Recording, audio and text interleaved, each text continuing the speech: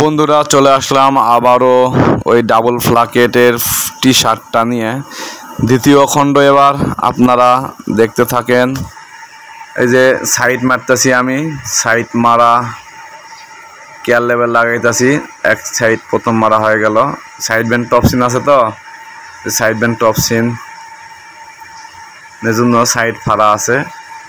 তো যাই হোক, প্রথম সাইড মারা হয়ে গেল। এবার স্লিপ খাড়া মারার পরে যেহেতু মোড়া স্লিপ জয়েন্ট হবে এটা, তাই আগে স্লিপটা খাড়া মেরে নিতে হবে, তারপরে স্লিপ জয়েন্ট করতে হবে। তো দুইটা স্লিপ খাড়া মেরে নিলাম। হেল্পারে সুতা কাটতেছে, এই হেল্পারে স্লিপ নাম্বারে মিলাইতেছে। দেখেন এই যে নাম্বার স্লিপ মেসিং করতেছে। তো স্লিপ মেসিং করা হয়ে গেল। এবার স্লিপ জয়েন্ট করবে। এই যে স্লিপ জয়েন্ট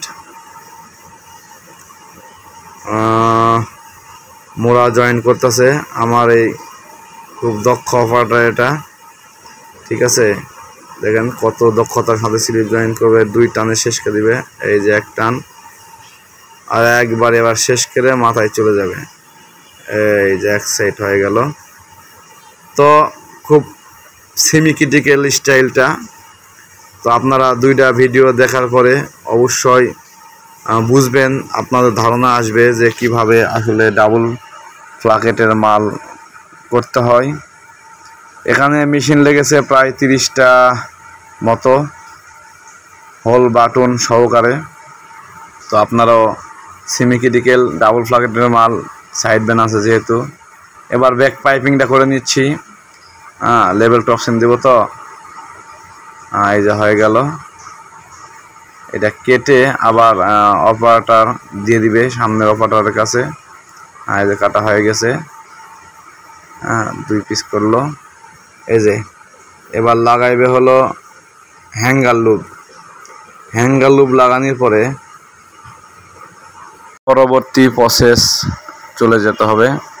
দুই পাশে 2 হ্যাঙ্গার লুপ, যেহেতু এটা লেডিস আইটেম। তো হ্যাঙ্গার লুপ লাগানোর উদ্দেশ্য হলো হ্যাঙ্গারে ঝুলানো থাকবে মালটা, যার জন্য এনে মৌলন টেপ দিয়ে হ্যাঙ্গার লুপ লাগানো হয়। এনে হানিফ ভাই চুরি হেম করতেছে। চুরি হেম খুব ভালো অপারেটর, গাজীপুরের অপারেটর। এটা খুব ভদ্র অপারেটর, খুব নরম মনের মানুষ। তো খুব সাদা সিধা, দেখে বোঝা যাচ্ছে। তো চুরি হেম হয়ে গেল। এবার হোল করব আমি। এই যে হোল মেশিনে চলে আসলাম। হোল মেশিন হোল করা হয়ে গেল। দেখেন 4টা বাটন আছে এখানে, ঠিক আছে। হোল মেশিন শেষ, হোল করা হয়ে গেছে। এবার বডিটা মার্ক করতে হবে বাটন লাগানোর জন্য। 2টা ফ্ল্যাকেট সমান করে ধরে হোলের ফুটা দিয়ে কাঠ পেন্সিল দিয়ে দাগ দিচ্ছি, যাতে বাটনটা এই মার্কে লাগানো যায়, ঠিক আছে। এই যে বাটন লাগাইতেছি মার্কে, ঠিক আছে। তো আমার মাল কিন্তু লেআউট শেষ পর্যায়ে।